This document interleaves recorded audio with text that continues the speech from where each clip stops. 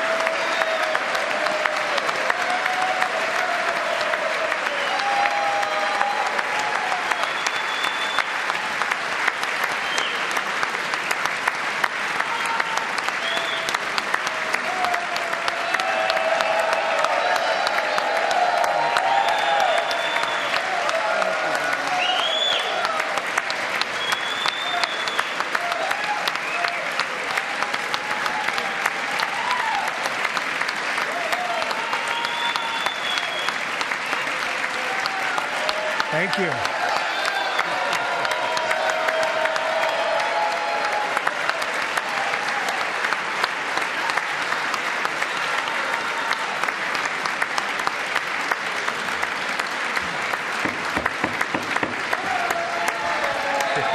Thank you very much. Thank you very much. It's a great honor. Thank you very much. Speaker Johnson, Vice President Vance, the First Lady of the United States,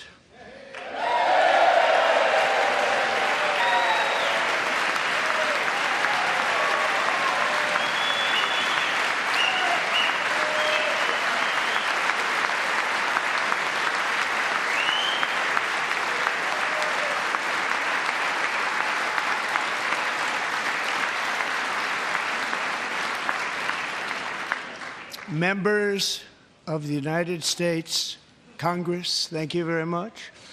And to my fellow citizens, America is back.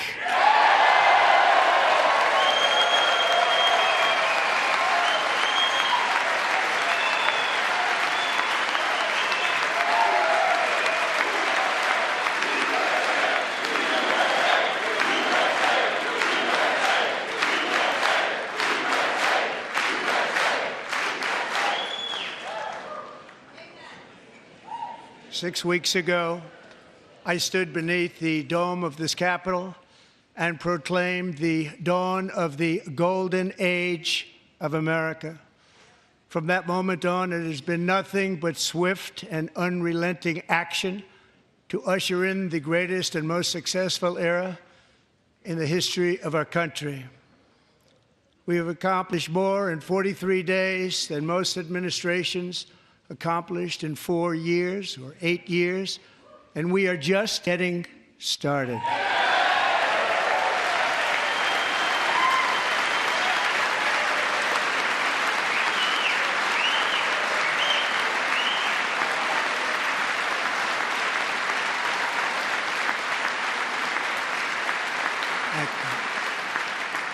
I return to this chamber tonight to report that America's momentum is back, our spirit is back, our pride is back, our confidence is back, and the American dream is surging bigger and better than ever before.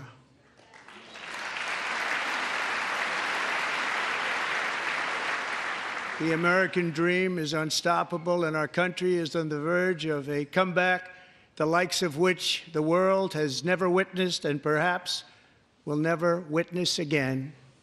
There's never been anything like it. The presidential election of November 5th was a mandate like has not been seen in many decades. We won all 7 swing states, giving us an electoral college victory of 312 votes.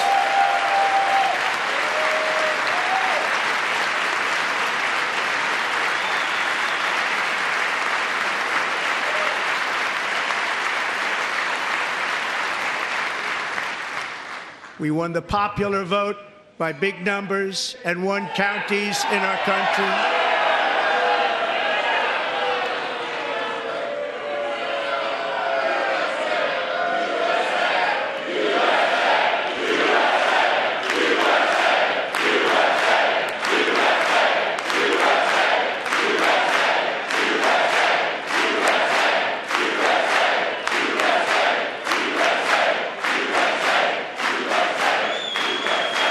And won counties in our country, 2,700 to 525, on a map that reads almost completely red for Republican.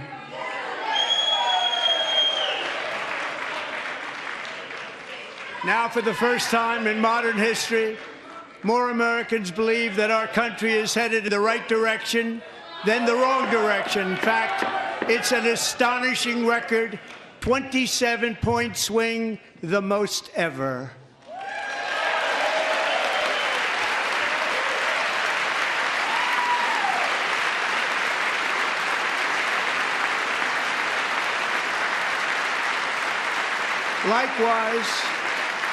Small business optimism saw its single largest one-month gain ever recorded, a 41-point jump.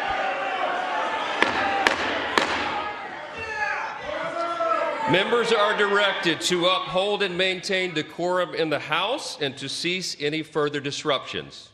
That's your warning.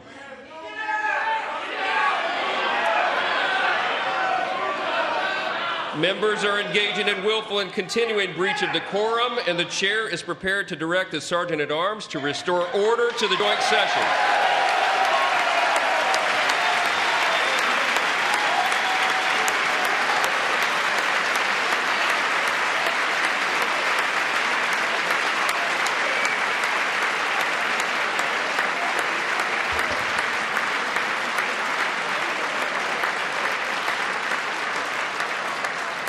Mr. Green, take your seat. Take your seat, sir. Take your seat. Finding that members continue to engage in willful and concerted disruption of proper decorum, the chair now directs the Sergeant-at-Arms to restore order. Remove this gentleman from the chamber.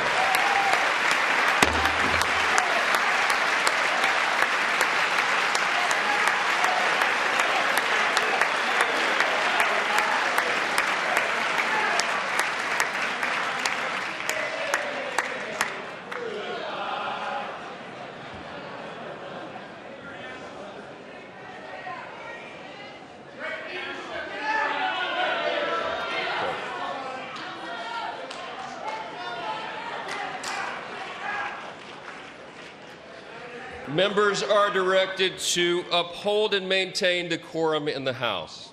Mr. President, you continue. Thank you.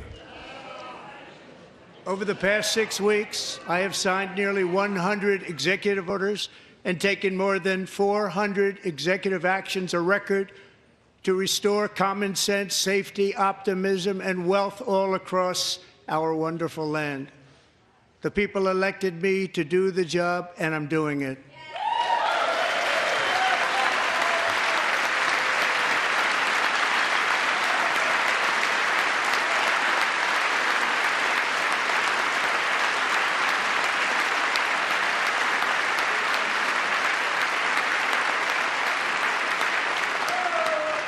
In fact, it has been stated by many that the first month of our presidency, it's our presidency, is the most successful in the history of our nation.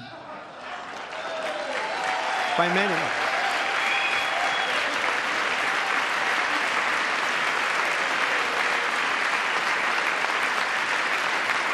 And what makes it even more impressive is that, do you know who number 2 is?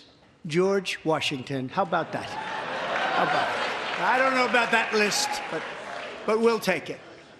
Within hours of taking the oath of office, I declared a national emergency on our southern border, and I deployed the U.S. military and Border Patrol to repel the invasion of our country. And what a job they've done. As a result, illegal border crossings last month were by far the lowest ever recorded, ever.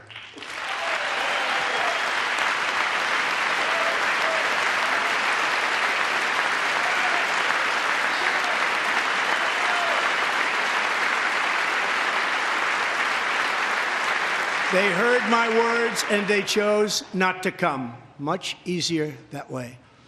In comparison, under Joe Biden, the worst president in American history, there were hundreds of thousands of illegal crossings a month, and virtually all of them, including murderers, drug dealers, gang members, and people from mental institutions and insane asylums, were released into our country. Who would want to do that? This is my 5th such speech to Congress. And once again, I look at the Democrats in front of me, and I realize there is absolutely nothing I can say to make them happy or to make them stand or smile or applaud. Nothing I can do. I could find a cure to the most devastating disease, a disease that would wipe out entire nations, or announce the answers to the greatest economy in history, or the stoppage of crime to the lowest levels ever recorded. And these people sitting right here will not clap, will not stand, and certainly will not cheer for these astronomical achievements. They won't do it, no matter what. Five times I've been up here. It's very sad, and it just shouldn't be this way.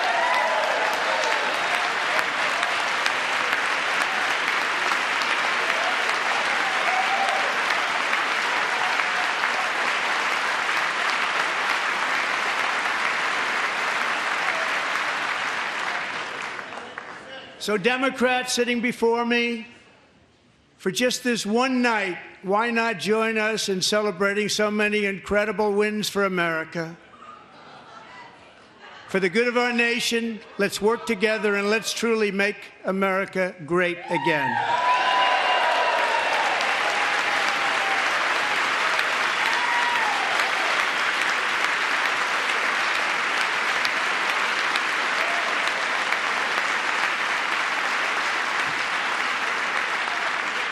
Every day, my administration is fighting to deliver the change America needs to bring a future that America deserves, and we're doing it.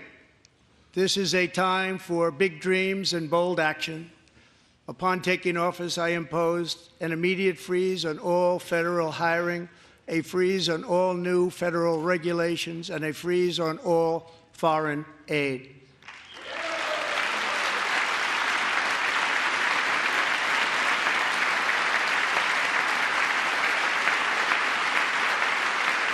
I terminated the ridiculous Green New Scam.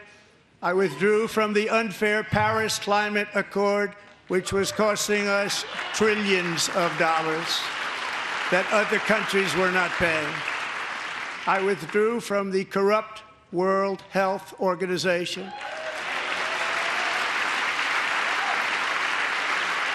And I also withdrew from the anti-American UN Human Rights Council.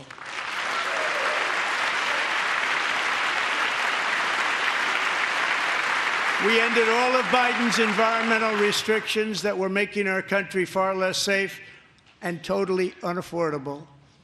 And importantly, we ended the last administration's insane electric vehicle mandate, saving our auto workers and companies from economic destruction.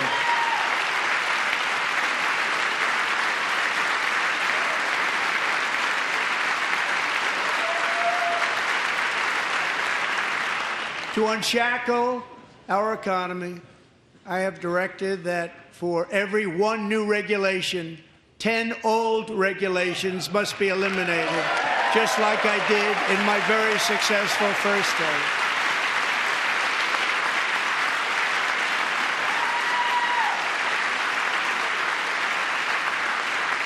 And in that first term, we set records on ending unnecessary rules and regulations like no other president had done before. We ordered all federal workers to return to the office. They will either show up for work in person or be removed from their job.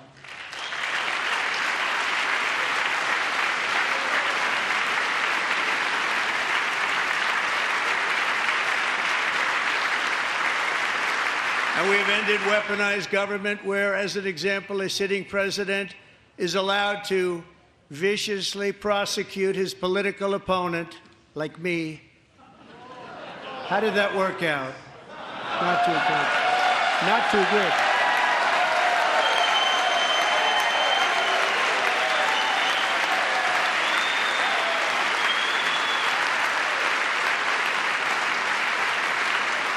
And I have stopped all government censorship and brought back free speech in America. It's back.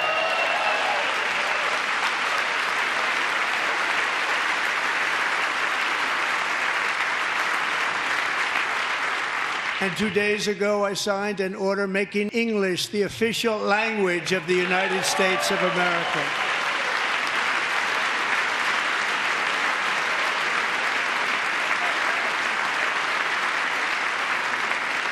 I renamed the Gulf of Mexico the Gulf of America.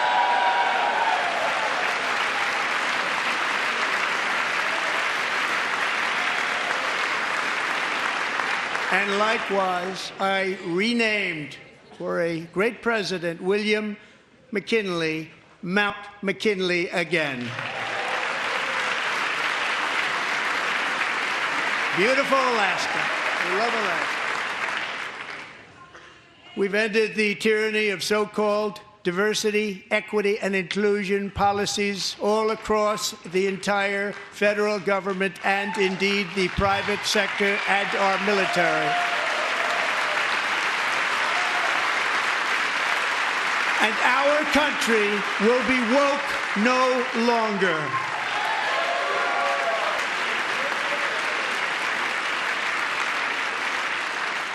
We believe that whether you are a doctor, an accountant, a lawyer, or an air traffic controller, you should be hired and promoted based on skill and competence, not race or gender.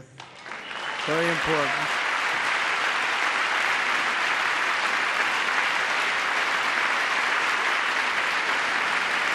You should be hired based on merit. And the Supreme Court, in a brave and very powerful decision, has allowed us to do so. Thank you. Thank you very much. Thank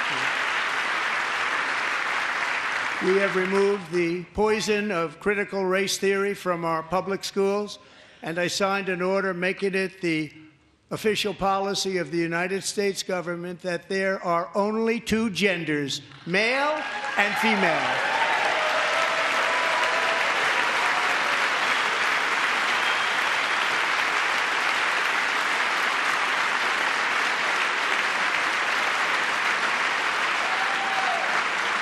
I also signed an executive order to ban men from playing in women's sports.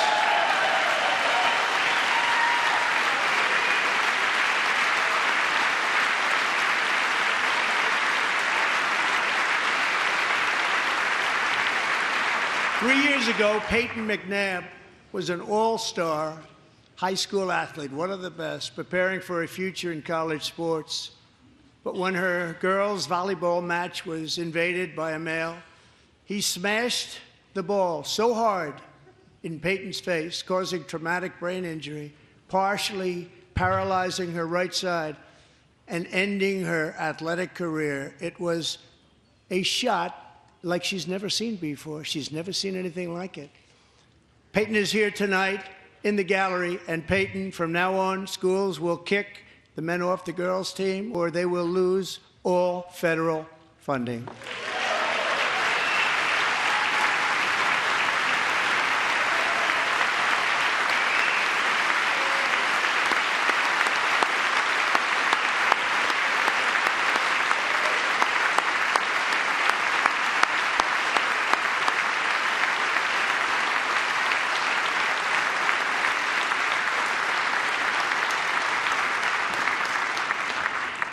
And if you really want to see numbers, just take a look at what happened in the women's boxing, weightlifting, track and field, swimming, or cycling, where a male recently finished a long-distance race 5 hours and 14 minutes ahead of a woman for a new record by 5 hours. Broke the record by 5 hours. It's demeaning for women, and it's very bad for our country. We're not going to put up with it any longer.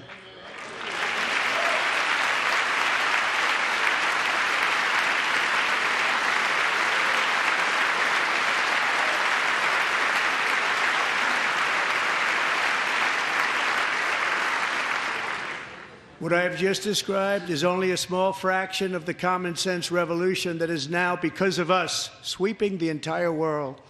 Common sense has become a common theme, and we will never go back. Never.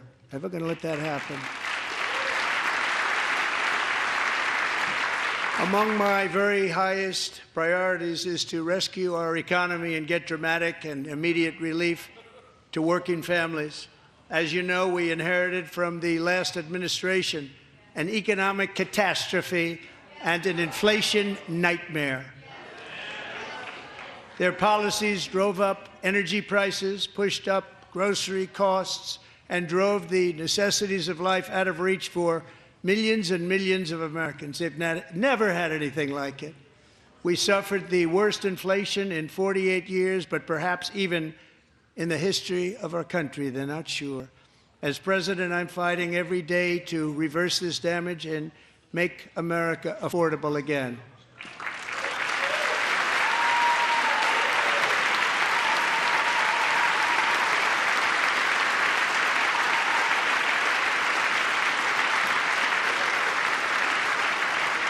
Joe Biden especially let the price of eggs get out of control.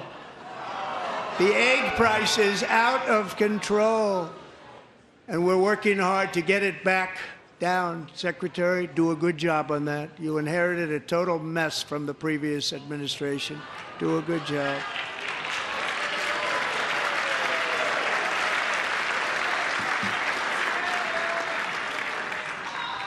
A major focus of our fight to defeat inflation is rapidly reducing the cost of energy.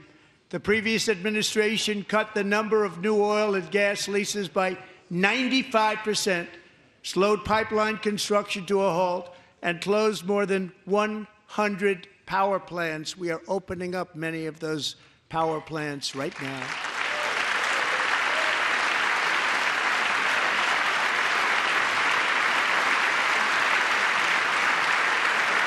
And frankly, we have never seen anything like it.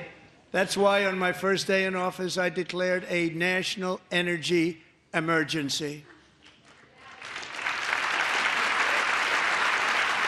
As you've heard me say many times, we have more liquid gold under our feet than any nation on earth, and by far. And now I fully authorize the most talented team ever assembled to go and get it. It's called Drill, Baby, Drill.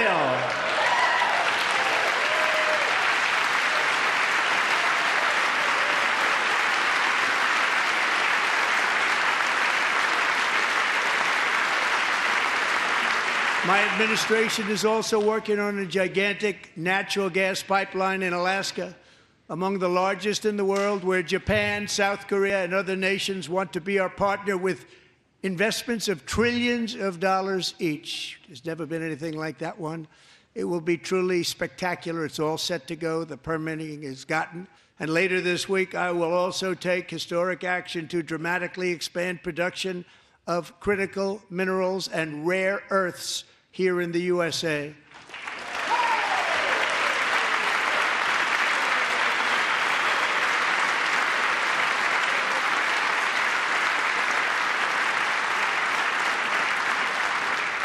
To further combat inflation, we will not only be reducing the cost of energy, but will be ending the flagrant waste of taxpayer dollars.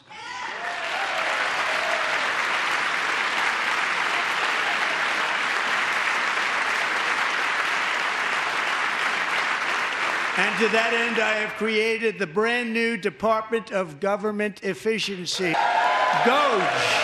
Perhaps you've heard of it. Perhaps.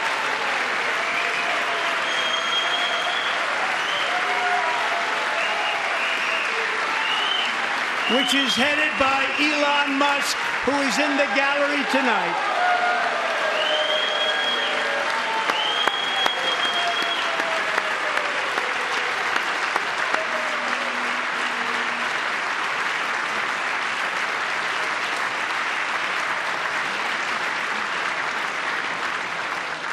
Thank you, Elon. He's working very hard. He didn't need this.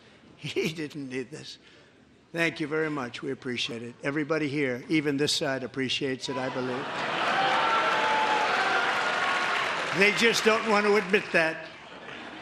Just listen to some of the appalling waste we have already identified.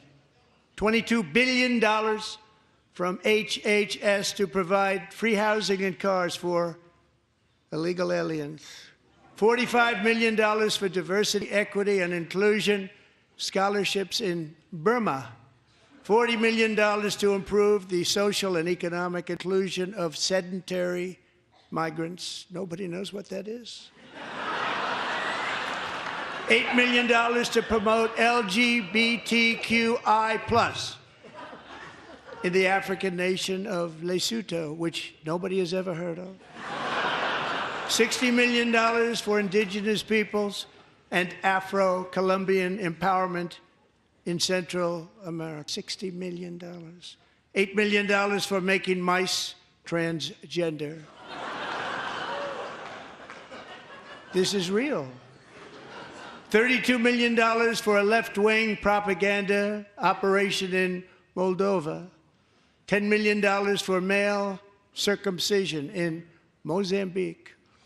$20 million for the Arab Sesame Street in the Middle East. It's a program.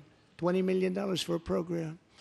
$1.9 billion to recently created Decarbonization of Homes Committee, headed up, and we know she's involved. Just at the last moment, the money was passed over by a woman named Stacey Abrams. Have you ever heard of her? A $3.5 million consulting contract for lavish fish monitoring. $1.5 million for voter confidence in Liberia.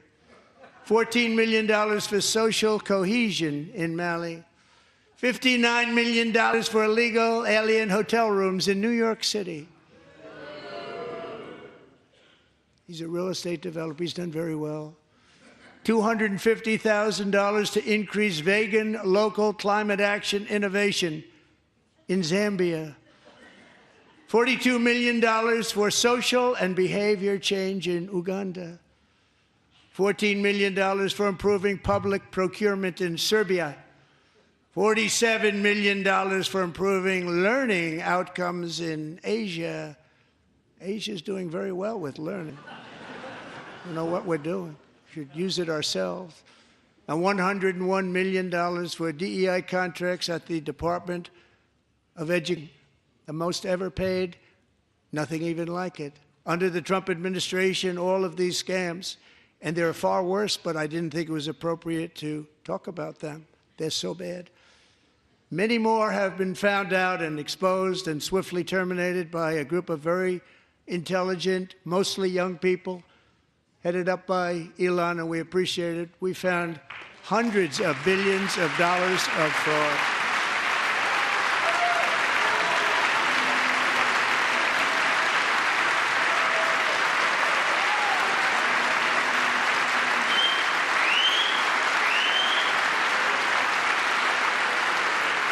We've taken back the money and reduced our debt to fight inflation and other things.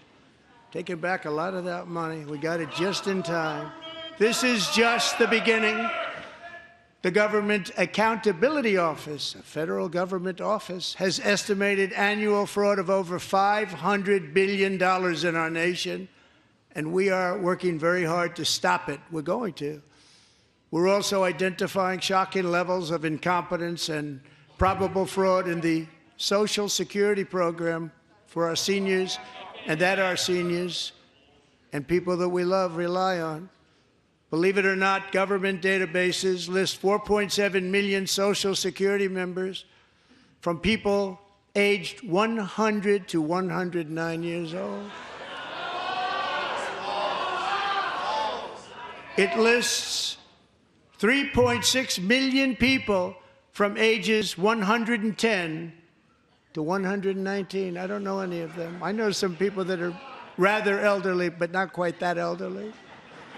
3.47 million people from ages 120 to 129.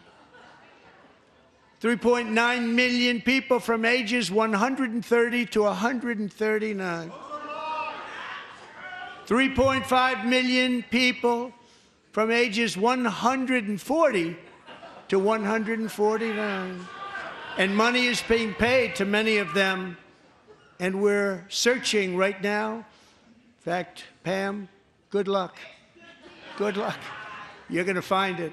But a lot of money is paid out to people because it just keeps getting paid, and nobody does, and it really hurts Social Security and hurts our country. 1.3 million people from ages 150 to 159, and over 130,000 people, according to the Social Security databases, are age over 160 years old. We have a healthier country than I thought, Bobby.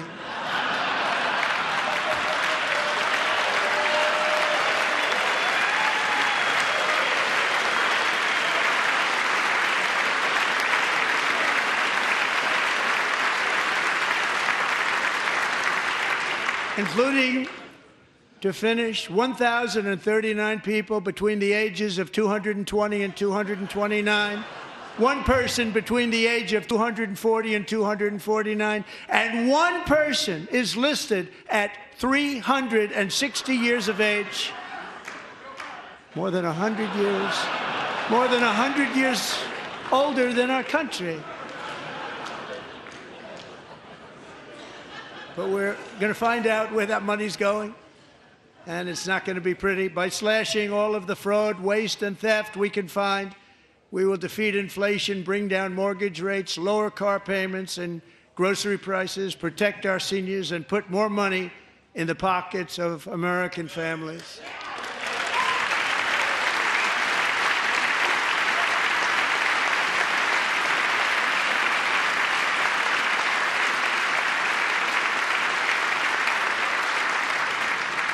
And today, interest rates, beautiful drop, big, beautiful drop. It's about time.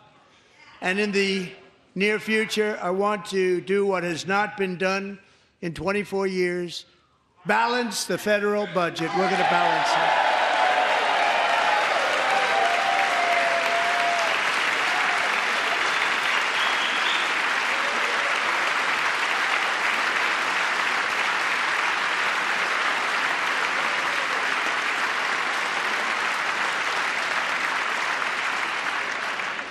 With that goal in mind, we have developed in great detail what we are calling the Gold Card, which goes on sale very, very soon.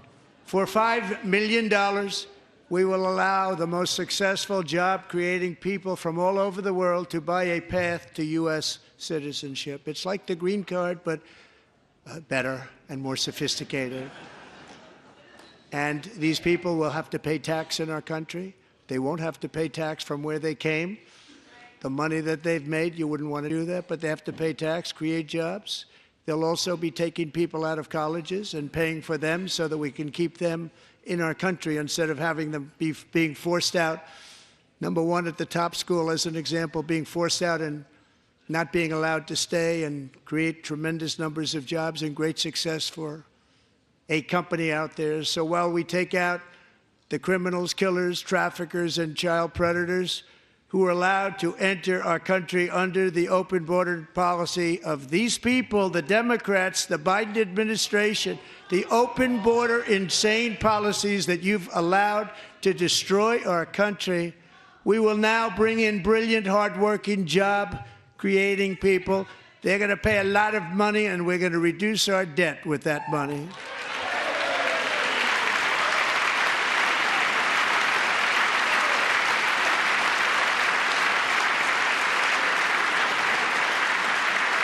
Americans have given us a mandate for bold and profound change.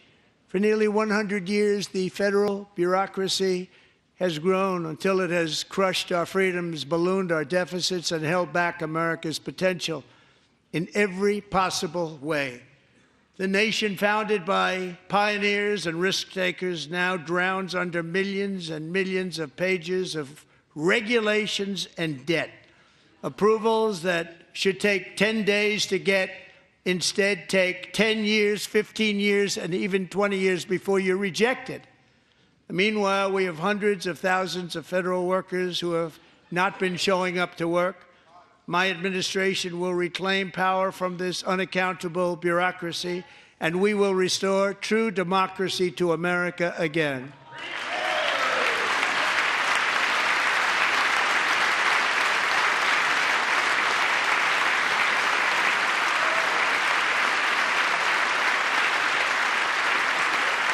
And any federal bureaucrat who resists this change will be removed from office immediately.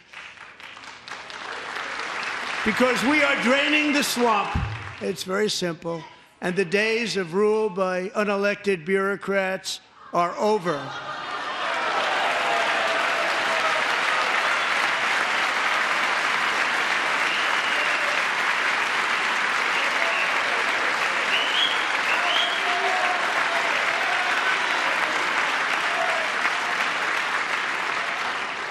And the next phase of our plan to deliver the greatest economy in history is for this Congress to pass tax cuts for everybody. They're in there. They're waiting for you to vote.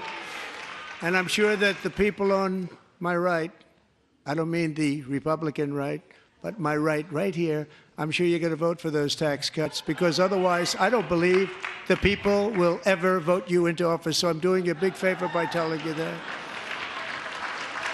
But I know this group is going to be voting for the tax cuts.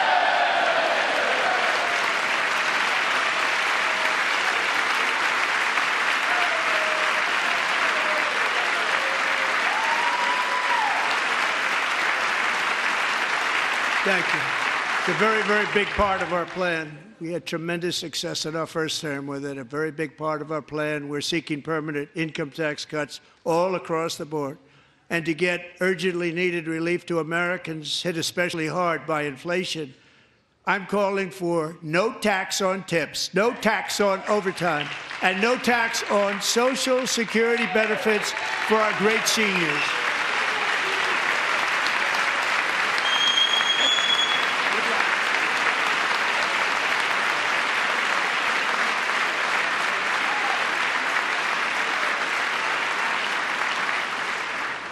And I also want to make interest payments on car loans tax deductible, but only if the car is made in America.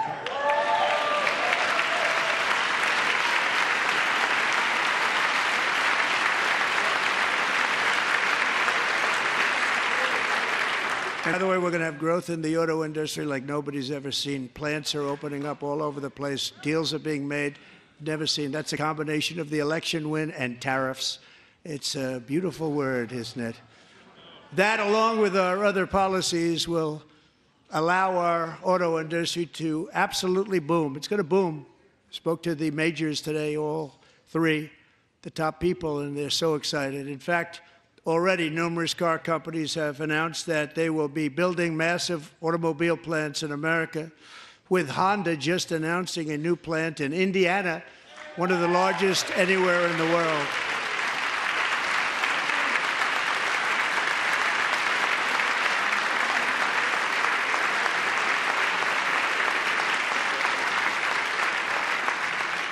And this has taken place since our great victory on November 5th, a date which will hopefully go down as one of the most important in the history of our country.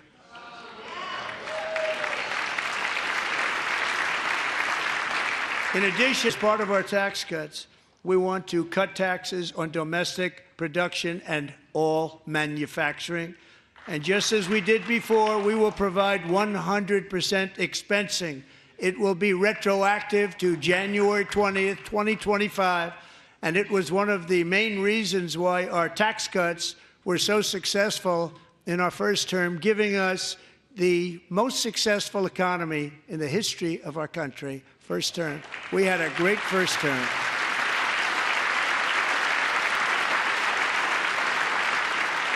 If you don't make your product in America, however, under the Trump administration, you will pay a tariff, and in some cases, a rather large one. Other countries have used tariffs against us for decades, and now it's our turn to start using them against those other countries. On average, the European Union, China, Brazil, India, Mexico and Canada, have you heard of them? And countless other nations charge us tremendously higher tariffs than we charge them. It's very unfair. India charges us auto tariffs higher than 100%. China's average tariff on our products is twice what we charge them. And South Korea's average tariff is 4 times higher. Think of that, 4 times higher. And we give so much help militarily and in so many other ways to South Korea. But that's what happens. This is happening by friend and foe. This system is fair to the United States and never was. And so on April 2nd, I wanted to make it April 1st, but I didn't want to be accused of April Fool's Day. That's not, just one day cost us a lot of money. But we're going to do it in April. I'm a very superstitious person. April 2nd, reciprocal tariffs kick in. And whatever they tariff us, other countries, we will tariff them. That's reciprocal, back and forth. Whatever they tax us, we will tax them. If they do non-monetary tariffs to keep us out of their market, then we will do non-monetary barriers to keep them out of our market. There's a lot of that, too. They don't even allow us in their market. We will take in trillions and trillions of dollars and create jobs like we have never seen before. I did it with China, and I did it with others, and the Biden administration couldn't do anything about it because there was so much money they couldn't do anything about it.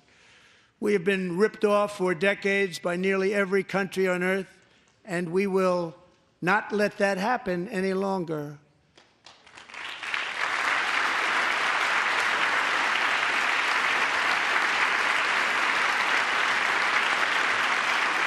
Much has been said over the last 3 months about Mexico and Canada, but we have very large deficits with both of them. But even more importantly, they've allowed fentanyl to come into our country at levels never seen before, killing hundreds of thousands of our citizens and many very young, beautiful people, destroying families.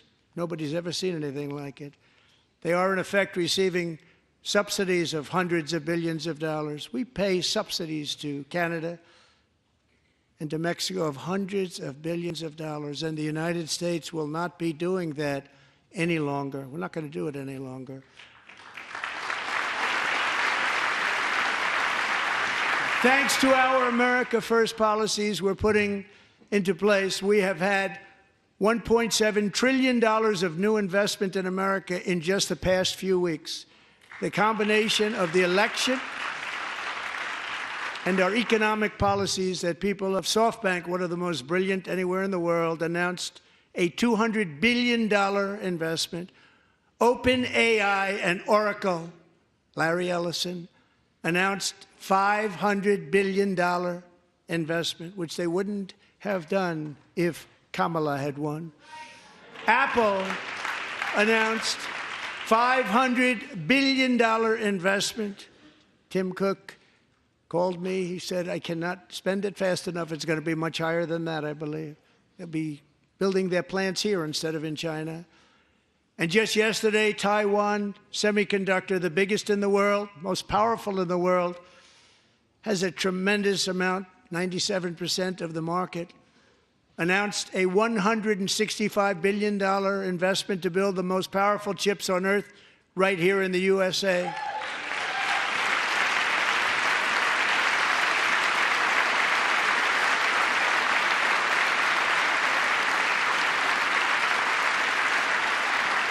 And we're not giving them any money. Your CHIPS Act is a horrible, horrible thing. We give hundreds of billions of dollars, and it doesn't mean a thing. They take our money and they don't spend it.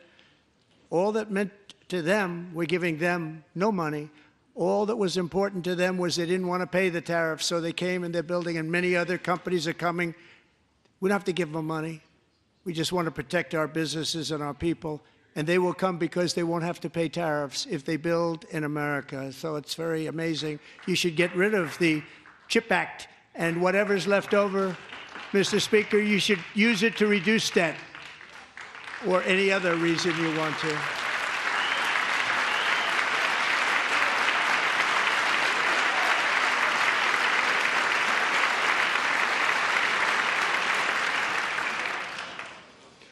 Our new trade policy will also be great for the American farmer. I love the farmer, who will now be selling into our home market, the USA, because nobody is going to be able to compete with you. Because those goods that come in from other countries and companies, they're really in a bad position in so many different ways. They're uninspected. They may be very dirty and disgusting, and they come in and they pour in, and they hurt our American farmers. The tariffs will go on agricultural product coming into America, and our farmers, starting on April 2nd, it may be a little bit of an adjustment period, We had that before when I made the deal with China, $50 billion of purchases, and I said, just bear with me, and they did. They did. Probably have to bear with me again, and this will be even better. That was great. The problem with it was that Biden didn't enforce it. He didn't enforce it. $50 billion of purchases, and we were doing great, but Biden did not enforce it, and it hurt our farmers. But our farmers are going to have a field day right now. So to our farmers, have a lot of fun. I love you too. I love you too. It's all going to happen.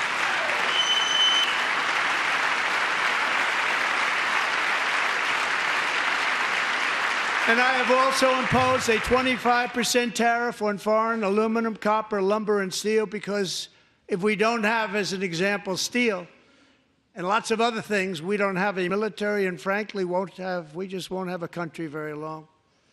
Here today is a proud American steelworker, fantastic person from Decatur, Alabama, Jeff Denard. Has been working at the same steel plant for 27 years in a job that has allowed him to serve as the captain of his local volunteer fire department, raise 7 children with his beautiful wife, Nicole, and over the years provide a loving home for more than 40 foster children. So great, Jeff.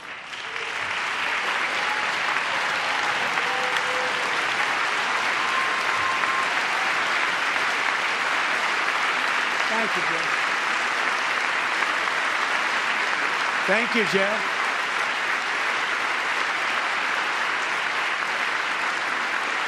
Stories like Jeff's remind us that tariffs are not just about protecting American jobs.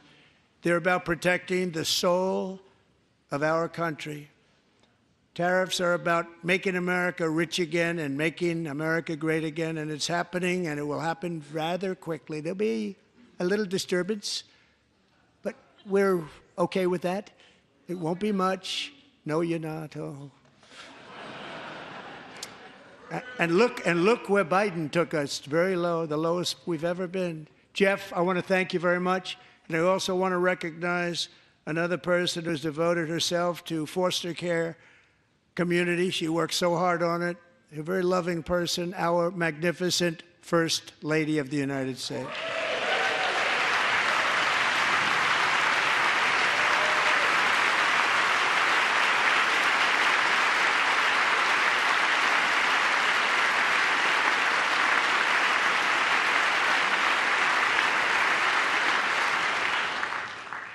Melania's work has yielded incredible results, helping prepare our nation's future leaders as they enter the workforce.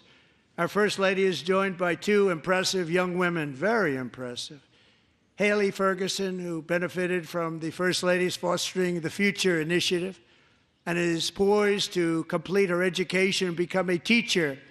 And Elliston Berry, who became a victim of an illicit deepfake image produced by a peer. With Elliston's help, the Senate just passed the Take It Down Act, and this is so important. Thank you very much, John. John Thune, thank you. Stand up, John. Thank you, John.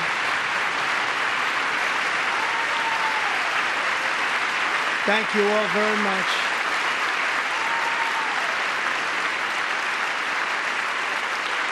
Thank you. And thank you to John Thune and the Senate. Great job. To criminalize the publication of such images online is a terrible, terrible thing. And once it passes the House, I look forward to signing that bill into law. Thank you. And I'm going to use that bill for myself, too, if you don't mind. Because nobody gets treated worse than I do online. Nobody. That's great. Thank you very much to the Senate. Thank you. But if we truly care about protecting Americans' children, no step is more crucial than securing America's borders. Over the past 4 years, 21 million people poured into the United States. Many of them were murderers, human traffickers, gang members, and other criminals from the streets of dangerous cities all throughout the world. Because of Joe Biden's insane and very dangerous open border policies, they are now strongly embedded in our country, but we are getting them out and getting them out fast.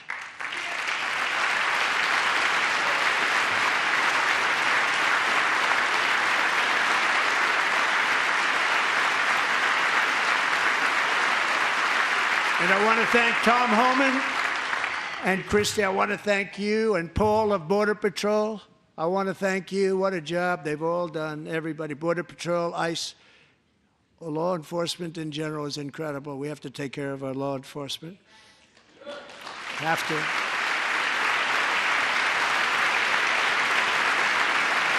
Last year,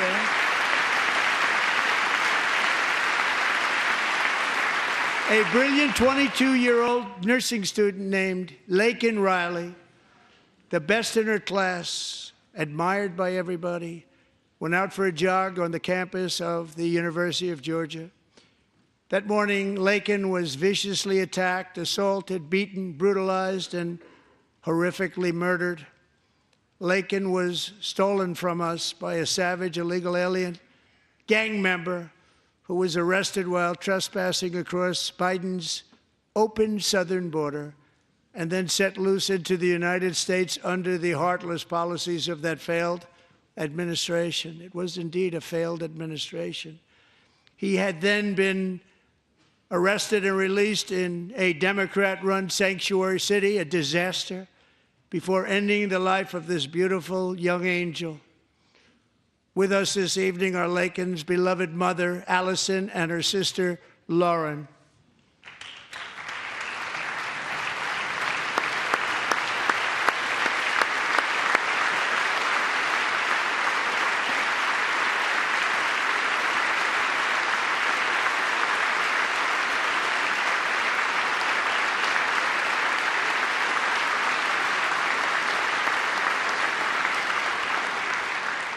Last year, I told Laken's grieving parents that we would ensure their daughter would not have died in vain. That's why the very first bill I signed into law as your 47th president mandates the detention of all dangerous criminal aliens who threaten public safety. It's a very strong, powerful act.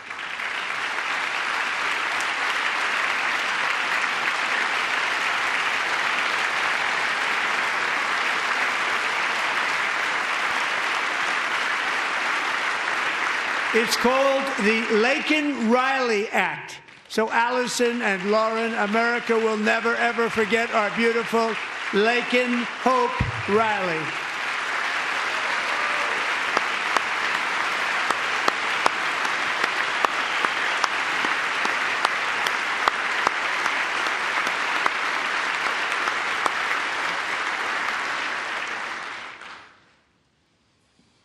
Thank you very much.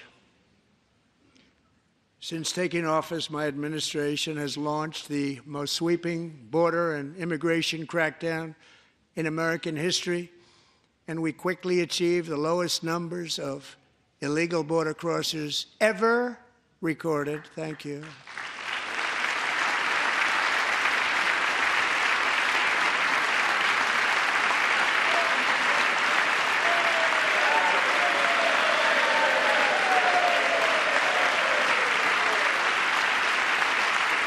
The media and our friends in the Democrat Party kept saying we needed new legislation, we must have legislation to secure the border. But it turned out that all we really needed was a new president.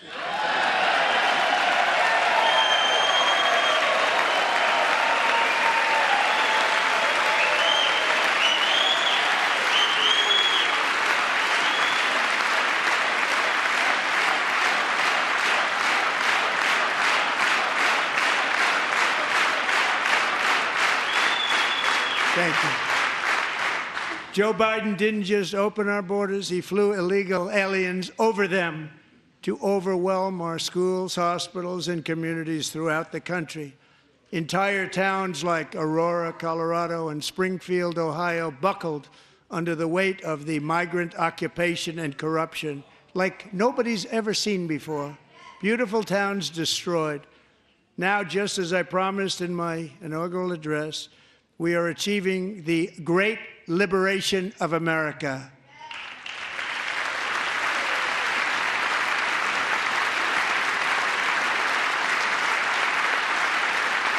But there still is much work to be done. Here tonight is a woman I have gotten to know, Alexis Nungary from Houston. Wonderful woman. Last June, Alexis's 12-year-old daughter, her precious Jocelyn, walked to a nearby convenience store. She was kidnapped, tied up, assaulted for 2 hours under a bridge, and horrifically murdered. Arrested and charged with this heinous crime are two illegal alien monsters from Venezuela, released into America by the last administration through their ridiculous open border. The death of this beautiful 12-year-old girl and the agony of her mother and family touched our entire nation greatly. Alexis, I promised that we would always remember your daughter, your magnificent daughter, and earlier tonight I signed an order keeping my word to you. One thing I have learned about Jocelyn is that she loved animals so much. She loved nature. Across Galveston Bay, from where Jocelyn lived in Houston, you will find a magnificent national wildlife refuge, a pristine, peaceful, 34,000-acre sanctuary for all of God's creatures on the edge of the Gulf of America.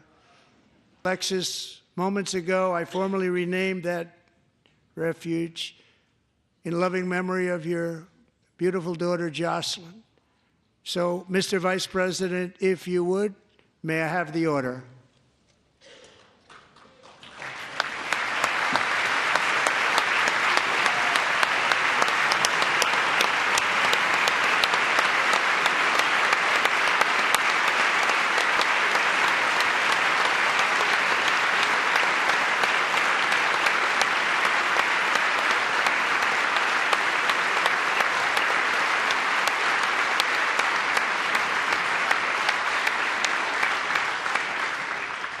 Thank you very much.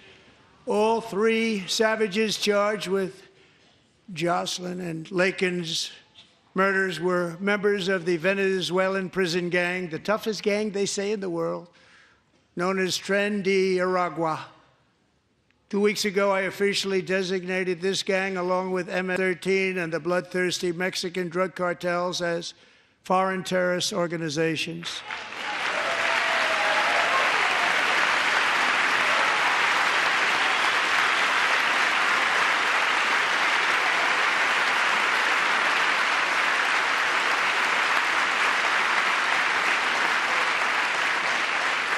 They are officially in the same category as ISIS, and that's not good for them. Countless thousands of these terrorists were welcomed into the U.S. by the Biden administration. But now every last one will be rounded up and forcibly removed from our country, or, if they're too dangerous, put in jails, standing trial in this country, because we don't want them to come back ever. With us this evening is a warrior on the front lines of that battle, Border Patrol Agent Roberto Ortiz. Great guy.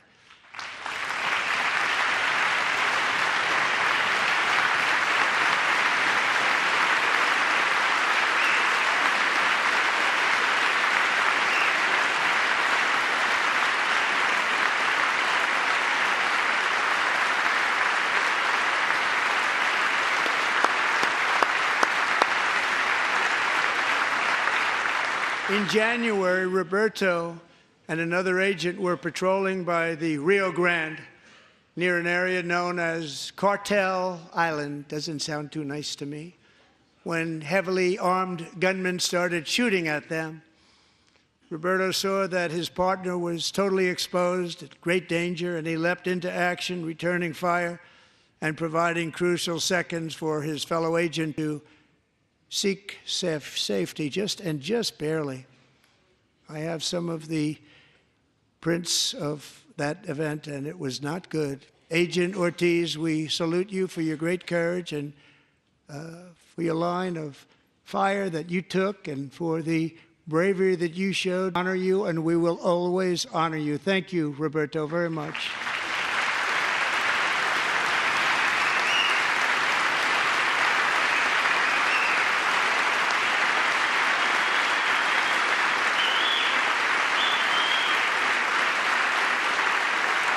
Thank you, Roberta.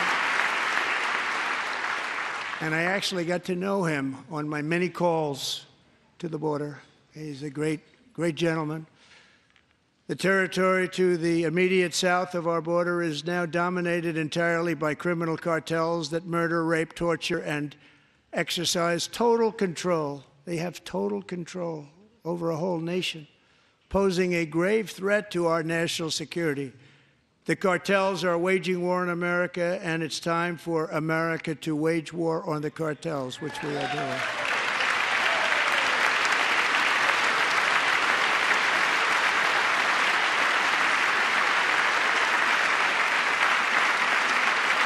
Five nights ago, Mexican authorities, because of our tariff policies being imposed on them, think of this, handed over to us 29 of the biggest cartel leaders in their country. That has never happened before. They want to make us happy. First time ever. But we need Mexico and Canada to do much more than they've done, and they have to stop the fentanyl and drugs pouring into the USA. They're going to stop it. I have sent Congress a detailed funding request laying out exactly how we will eliminate these threats to protect our homeland and complete the largest deportation operation in American history, larger even than current record holder, President Dwight D. Eisenhower, a moderate man, but someone who believed very strongly in borders. Americans expect Congress to send me this funding without delay so I can sign it into law. So, Mr. Speaker, John Thune, both of you, I hope you're going to be able to do that, Mr. Speaker. Thank you. Mr. Leader, thank you. Thank you very much. And let's get it to me. I'll sign it so fast, you won't even believe it.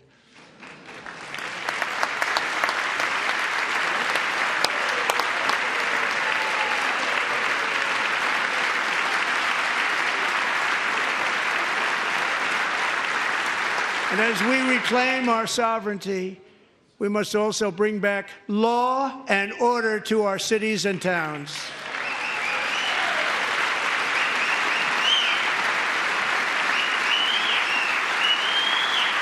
In recent years, our justice system has been turned upside down by radical left lunatics.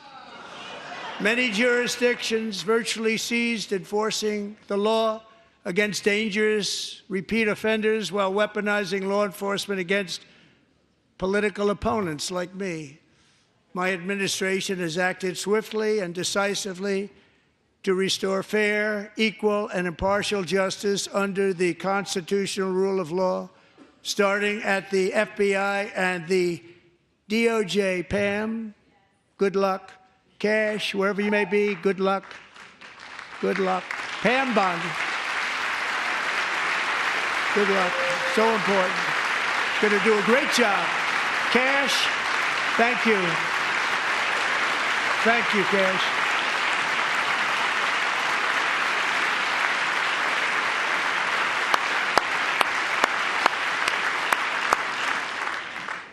They've already started very strong. They're going to do a fantastic job. You're going to be very proud of them.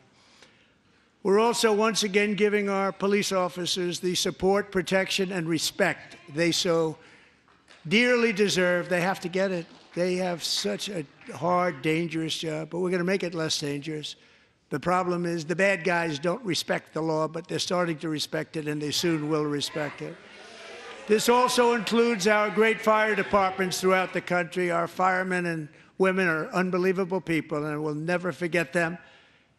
And besides that, they voted for me in record numbers, so I have no choice.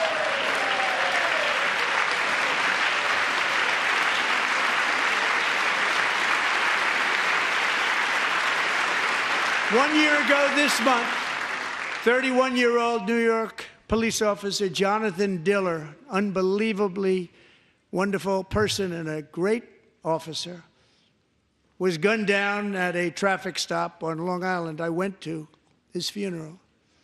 The vicious criminal charged with his murder had 21 prior arrests, and they were rough arrests, too. He was a real bad one. The thug in the seat next to him had 14 prior arrests, and went by the name of Killer. He was Killer. He killed other people, they say, a lot of them. I attended Officer Diller's service, and when I met his wife and one-year-old son, Ryan, it was very inspirational, actually. His widow's name is Stephanie, and she is here tonight. Stephanie, thank you very much, Stephanie. Thank you very much.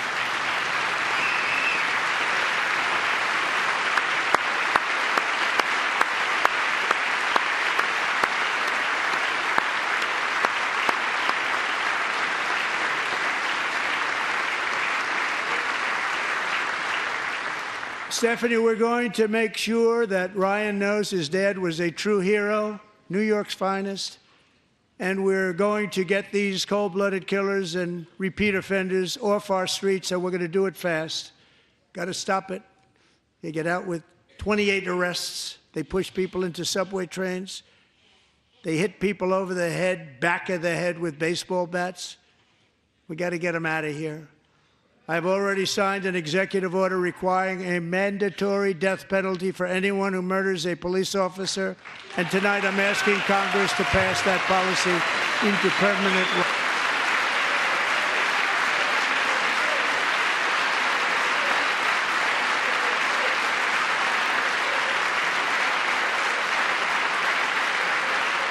I'm also asking for a new criminal getting tough on repeat offenders, while enhancing protections for America's police officers so they can do their jobs without fear of their lives being totally destroyed. They don't want to be killed. We're not going to let them be killed. Joining us in the gallery tonight is a young man who truly loves our police. His name is DJ Daniel. He is 13 years old, and he has always dreamed of becoming a police officer.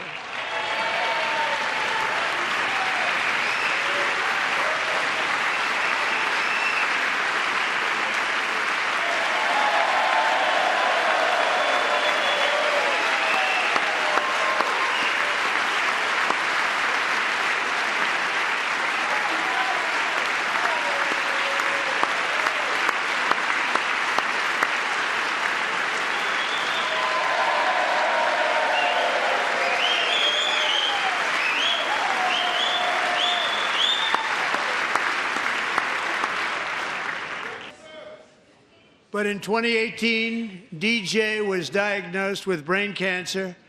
The doctors gave him 5 months at most to live. That was more than 6 years ago.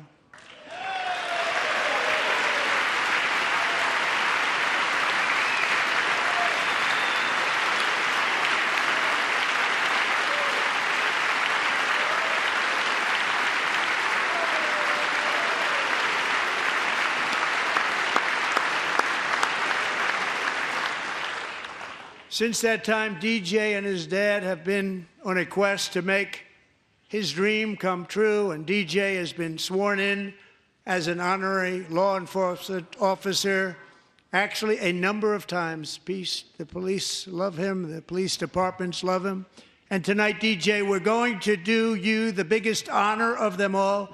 I am asking our new Secret Service Director, Sean Curran, to officially make you an agent of the United States Secret Service.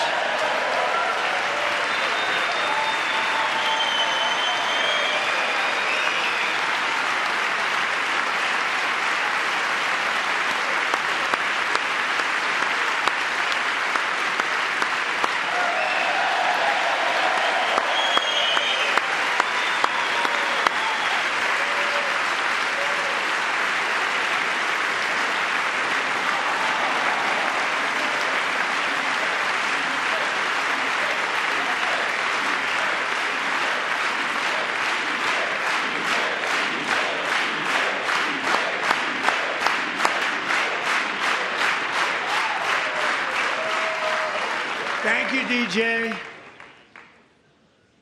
DJ's doctors believe his cancer likely came from a chemical he was exposed to when he was younger. Since 1975, rates of child cancer have increased by more than 40%. Reversing this trend is one of the top priorities for our new presidential commission to make America healthy again, chaired by our new Secretary of Health and Human Services, Robert F. Kennedy, Jr.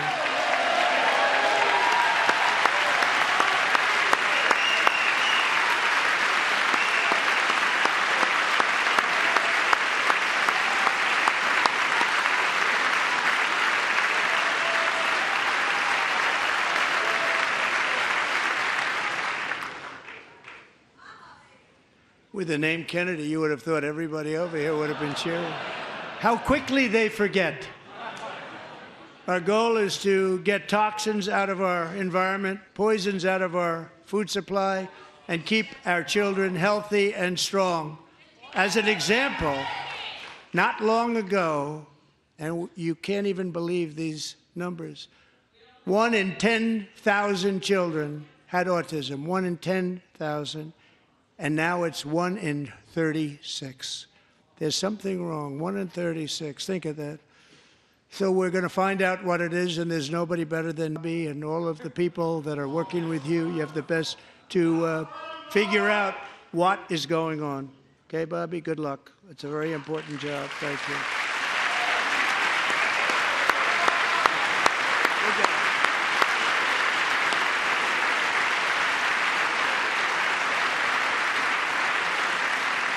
Thank you. My administration is also working to protect our children from toxic ideologies in our schools. A few years ago, January, little John and her husband discovered that their daughter's school had secretly, socially transitioned their 13-year-old little girl. Teachers and administrators conspired to deceive January and her husband while encouraging her daughter to use a new name and pronouns. They, them pronoun, actually, all without telling January, who is here tonight and is now a courageous advocate against this form of child abuse. January, thank you. Thank you. Thank you very much.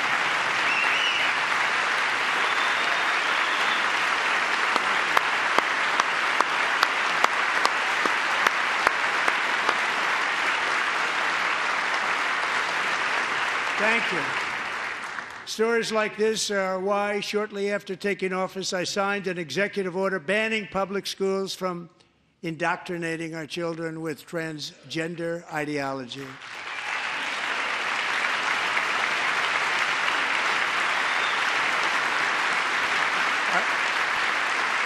I also signed an order to cut off all taxpayer funding to any institution that engages in the sexual mutilation of our youth.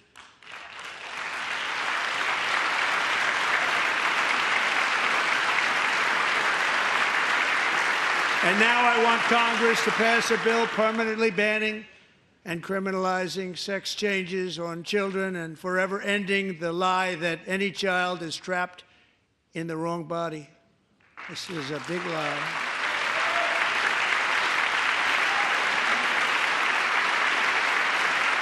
And our message to every child in America: you are perfect exactly the way God made you.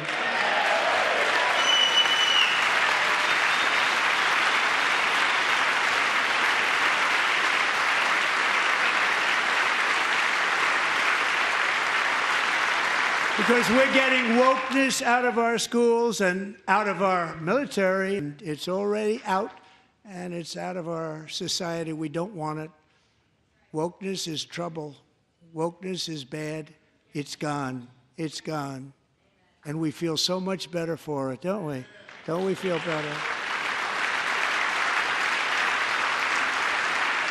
Our service members won't be activists and ideologues. They will be fighters and warriors. They will fight for our country. And Pete, congratulations. Secretary of Defense, congratulations.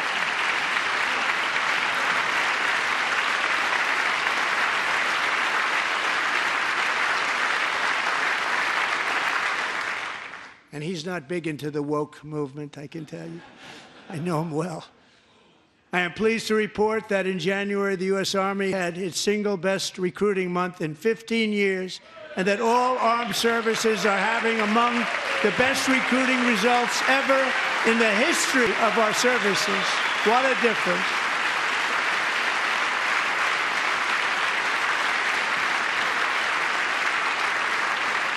And you know, it was just a few months ago where the results were exactly the opposite. We couldn't recruit anywhere. We couldn't recruit.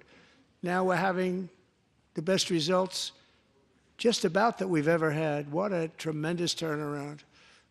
It's really a beautiful thing to see. People love our country again. It's very simple. They love our country, and they love being in our military again. So it's a great thing, and thank you very much. Great job. Thank you.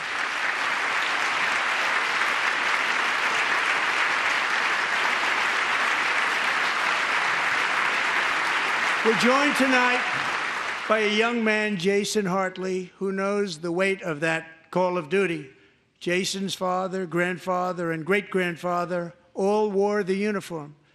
Jason tragically lost his dad, who was also a Los Angeles County Sheriff's deputy when he was just a boy, and now he wants to carry on the family legacy of service. Jason is a senior in high school, a six-letter varsity athlete, a really good athlete, they say, a brilliant student with a 4.46, that's good, GPA. And his greatest dream is to attend the U.S.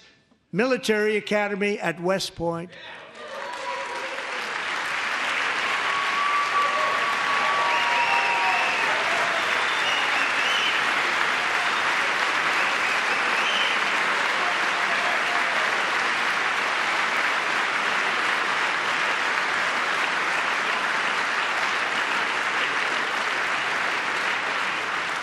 And Jason, that's a very big deal getting in. That's a hard one to get into. But I'm pleased to inform you that your application has been accepted.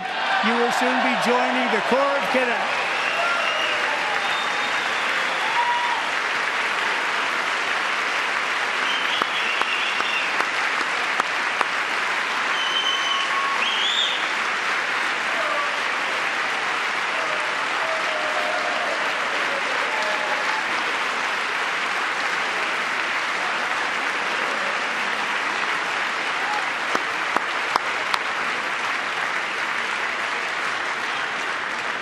Thank you. Jason, you're going to be on the long gray line, Jason. As Commander-in-Chief, my focus is on building the most powerful military of the future.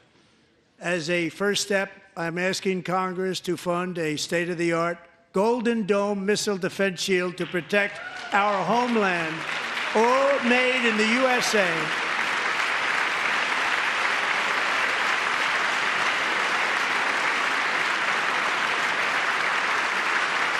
And Ronald Reagan wanted to do it long ago, but technology just wasn't there, not even close. But now we have the technology. It's incredible, actually. And other places, they have it. Israel has it. Other places have it. And the United States should have it too, right, Tim, right? They should have it too. So I want to thank you. But it's a very, very important. This is a very dangerous world. We should have it. We want to be protected, and we're going to protect our citizens like never before. To boost our defense industrial base, we are also going to resurrect the American shipbuilding industry, including commercial shipbuilding and military shipbuilding.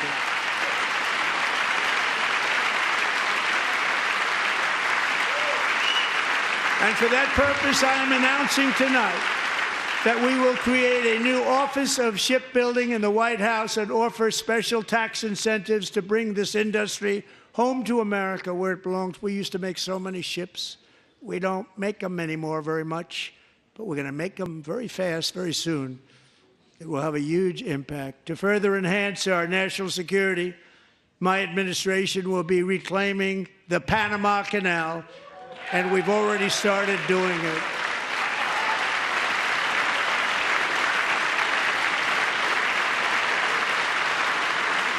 Just today, a large American company announced they are buying both ports around the Panama Canal and lots of other things having to do with the Panama Canal and a couple of other canals. The Panama Canal was built by Americans for Americans, not for others, but others could use it. but it was built at tremendous cost of American blood and treasure. 38,000 workers died building the Panama Canal. They died of malaria. They died of snake bites and mosquitoes. Not a nice place to work. They paid them very highly to go there, knowing there was a 25% chance that they would die. The most expensive project also that was ever built in our country's history, if you bring it up to modern day costs. It was given away by the Carter administration for $1, but that agreement has been violated very severely. We didn't give it to China. We gave it to Panama, and we're taking it back.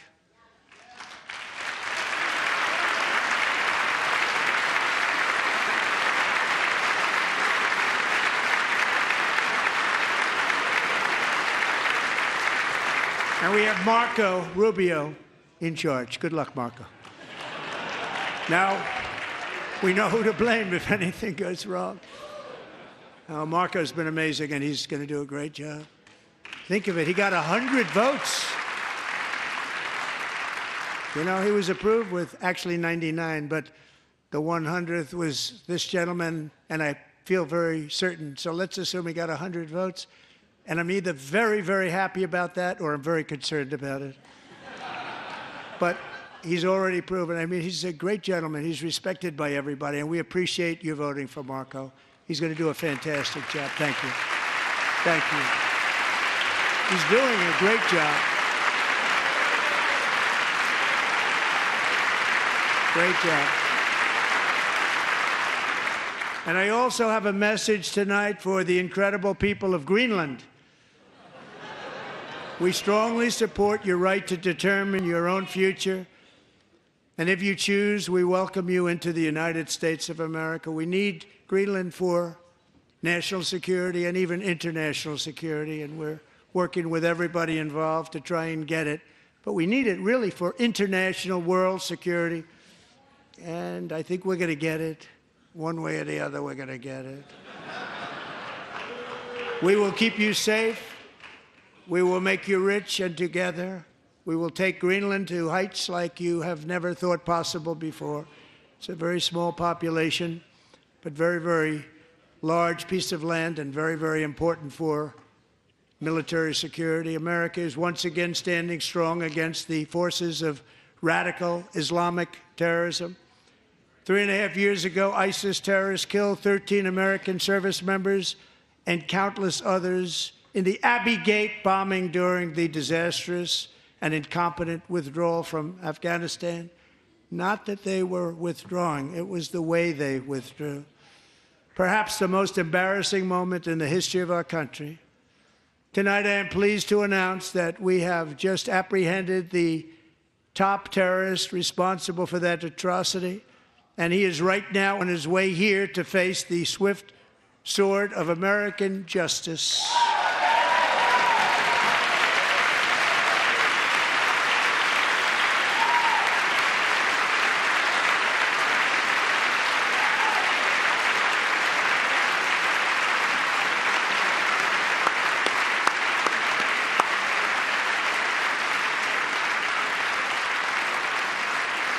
And I want to thank especially the government of Pakistan for helping arrest this monster. This was a very momentous day for those 13 families who I actually got to know very well, most of them, whose children were murdered, and the many people that were so badly, over 42 people, so badly injured on that fateful day in Afghanistan. What a horrible day. Such incompetence was shown that when Putin saw what happened, I guess he said, wow, maybe this is my chance. That's how bad it was.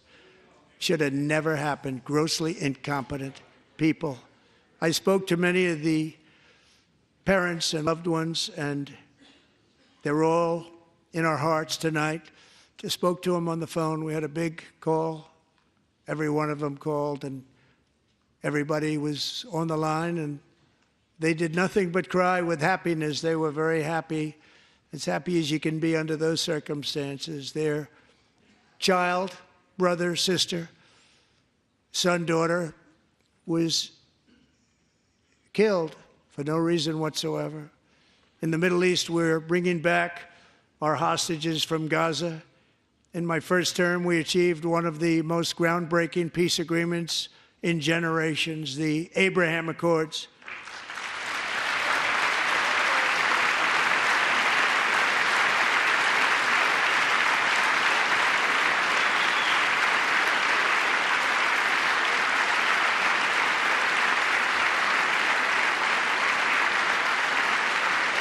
And now we're going to build on that foundation to create a more peaceful and prosperous future for the entire region. A lot of things are happening in the Middle East. People haven't been talking about that so much lately with everything going on with Ukraine and Russia. But a lot of things are happening in the Middle East. It's a rough neighborhood, actually. I'm also working tirelessly to end the savage conflict in Ukraine. Millions of Ukrainians and Russians have been needlessly killed or wounded in this horrific and brutal conflict with no end in sight. The United States has sent hundreds of billions of dollars to support Ukraine's defense with no security, with no anything.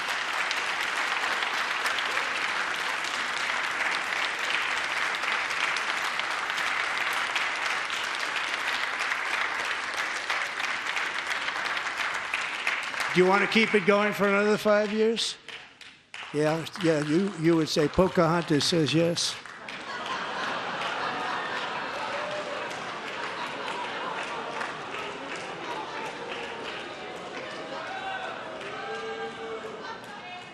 $2,000 people are being killed every single week.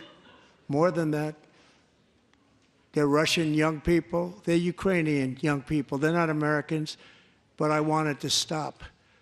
Meanwhile, Europe has sadly spent more money buying Russian oil and gas than they have spent on defending Ukraine, by far. Think of that. They've spent more buying Russian oil and gas than they have defending. And we've spent perhaps $350 billion, like taking candy from a baby. That's what happened. And they've spent $100 billion. What a difference that is. And we have an ocean separating us, and they don't. But we're getting along very well with them, and lots of good things are happening. Biden has authorized more money in this fight than Europe has spent, by billions and billions of dollars. It's hard to believe that they wouldn't have stopped it and said, at some point, come on, let's equalize. You got to be equal to us. But that didn't happen. Earlier today, I received an important letter from President Zelensky of Ukraine. The letter reads, Ukraine is ready to come to the negotiating table as soon as possible to bring lasting peace closer. Nobody wants peace more than the Ukrainians, he said. My team and I stand ready to work under President Trump's strong leadership to get a peace that lasts. We do really value how much America has done to help Ukraine maintain its sovereignty and independence. Regarding the agreement on minerals and security, Ukraine is ready to sign it at any time that is convenient for you. I appreciate that he sent this letter, just got it a little while ago. Simultaneously, we've had serious discussions with Russia and have received strong signals that they are ready for peace. Wouldn't that be beautiful? Wouldn't that be beautiful?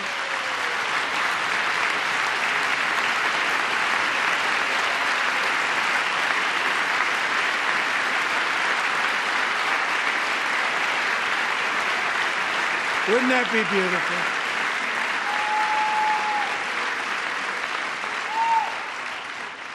It's time to stop this madness. It's time to halt the killing.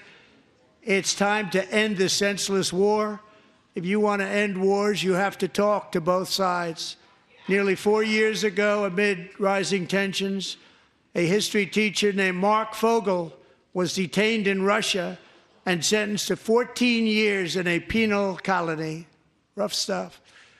The previous administration barely lifted a finger to help him. They knew he was innocent, but they had no idea where to begin. But last summer, I promised his 95-year-old mother, Malphine, that we would bring her boy safely back home. After 22 days in office, I did just that. and they are here tonight.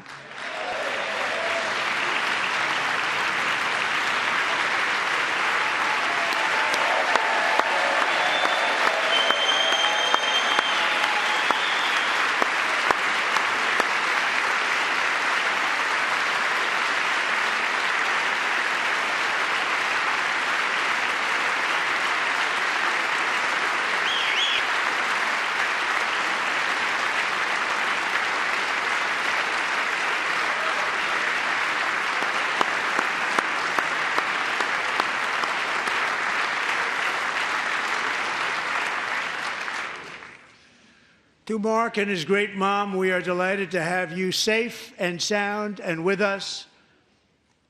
As fate would have it, Mark Fogel was born in a small rural town in Butler, Pennsylvania. Have you heard of it?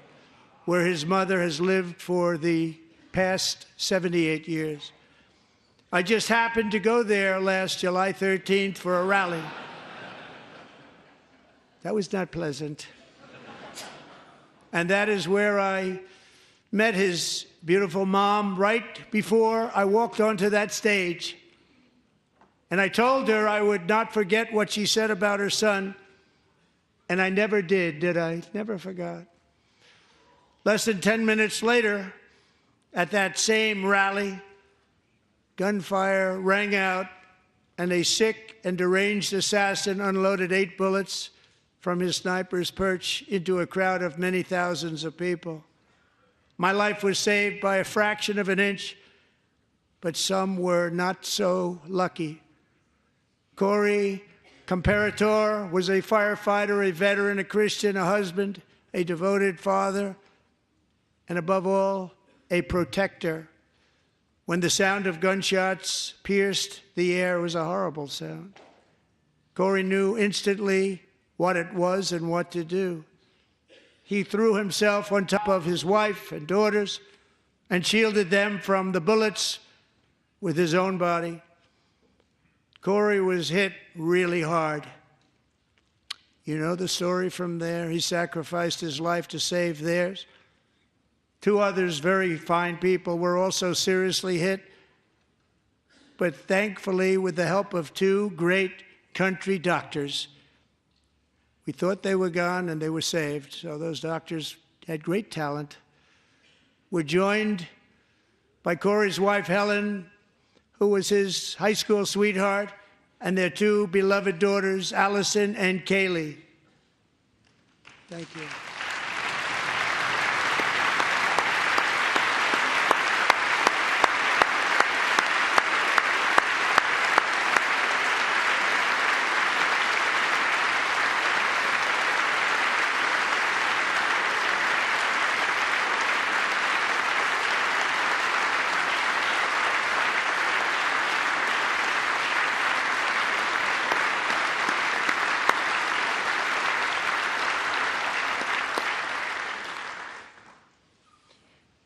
To Helen, Allison, and Kaylee, Corey is looking down on his 3 beautiful ladies right now, and he is cheering you on. He loves you. He is cheering you on. Corey was taken from us much too soon, but his destiny was to leave us all with a shining example of the selfless devotion of a true American patriot. It was love like Corey's that built our country, and it's love like Corey's that is going to make our country more majestic than ever before. I believe that my life was saved that day in Butler for a very good reason. I was saved by God to make America great again. I believe that. Thank you. Thank you.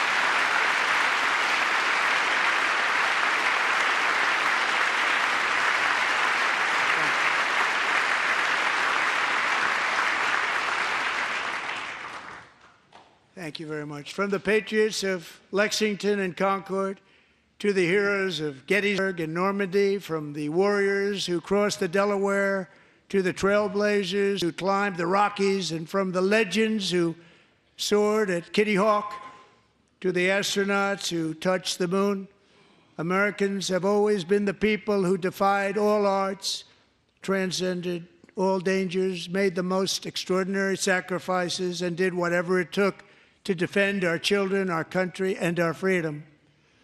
And as we have seen in this chamber tonight, that same strength, faith, love, and spirit is still alive and thriving in the hearts of the American people. Despite the best efforts of those who would try to censor us, silence us, break us, destroy us, Americans are today a proud, free, sovereign, and independent nation that will always be free, and we will fight for it till death. We will never let anything happen to our beloved country, because we are a country of doers, dreamers, fighters, and survivors. Our ancestors crossed a vast ocean, strode into the unknown wilderness, and carved their fortunes from the rock and soil of a perilous and very dangerous frontier. They chased our destiny across a boundless continent. They built the railroads, laid the highways, graced the world with American marvels like the Empire State Building, the mighty Hoover Dam, and the towering Golden Gate Bridge. They lit the world with electricity, broke free of the force of gravity, fired up the engines of American industry, vanquished the communists, fascists, and Marxists all over the world, and gave us countless modern wonders sculptured out of iron, glass, and steel. We stand on the shoulders of these pioneers who won and built the modern age, these workers who poured their sweat into the skylines of our cities, these warriors who shed their blood on fields of battle and gave everything they had for our rights and for our freedom. Now it is our time to take up the righteous cause of American liberty, and it is our turn to take America's destiny into our own hands and begin the most thrilling days in the history of our country. This will be our greatest era. With God's help, over the next 4 years, we are going to lead this nation even higher, and we are going to forge the freest, most advanced, most dynamic, and most dominant civilization ever to exist on the face of this earth. We are going to create the highest quality of life, build the safest and wealthiest and healthiest and most vital communities anywhere in the world. We are going to conquer the vast frontiers of science, and we are going to lead humanity into space and plant the American flag on the planet Mars and even far beyond.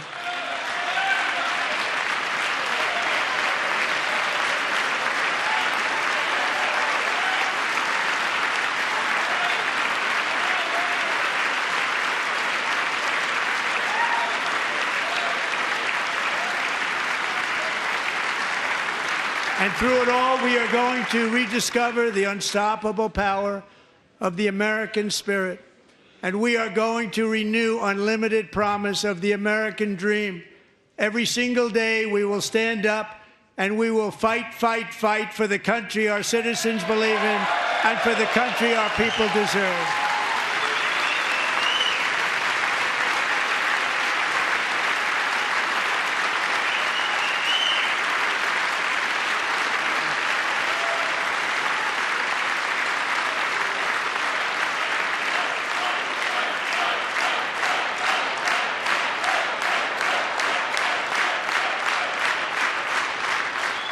My fellow Americans, get ready for an incredible future, because the golden age of America has only just begun. It will be like nothing that has ever been seen before. Thank you, God bless you, and God bless America.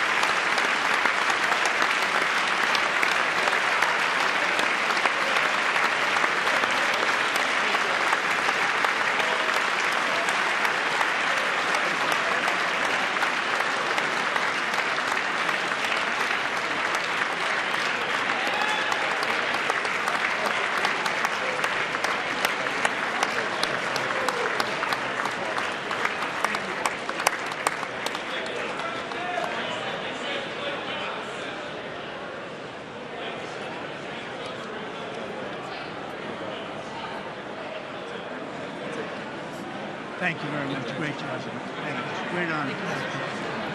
Thank you. Thank you. Get this place going, all right? Thank you. It's a great honor. Thank you. Thank you, Mr. President. Thank you very much.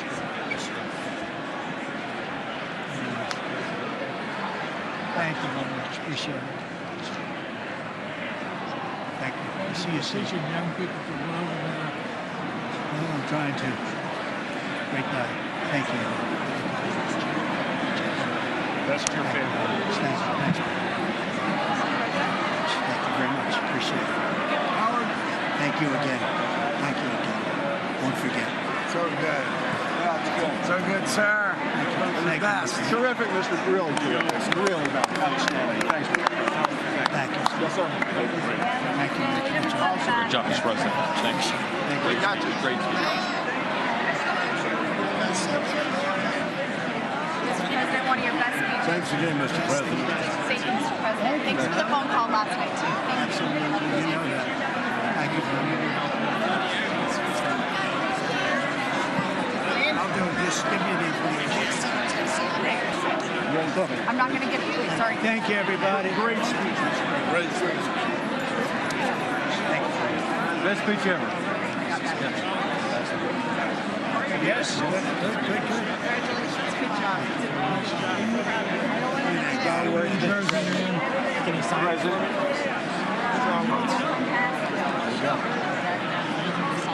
President Roger Williams to call. I love Roger Williams. Thank you. You don't have to introduce yourself. Thank you, sir. Mr. President. I know you better than you do, Roger. Thank you so much. My great baseball player. America Good is- job. Great job you're doing. America is back. Thank you so much, Welcome you Mr. back in President. Pennsylvania anytime, sir. They stood for. Thank you all. They stood for another country, not our country. That was phenomenal. It's hard to believe, isn't it? That was fantastic, sir. That was Thank you very much. Thank you. quick selfie. Mr. President. Good job, Mr. President. Great job. Thank you so much. Great speech. Great speech. Yes, sir. President back in Pennsylvania. Oh, they're just like, here. I want to stand it all. Absolutely. Good job, Mr. West Virginia loves you. Oh, good. How you doing? All right?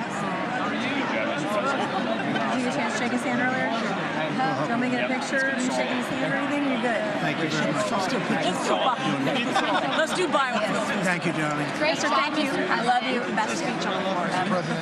Yeah, it was so good. Thank you. So good. Hey, you rocked it, Mr. President. We're with you, 100%. Crushed. Thank you. Really good.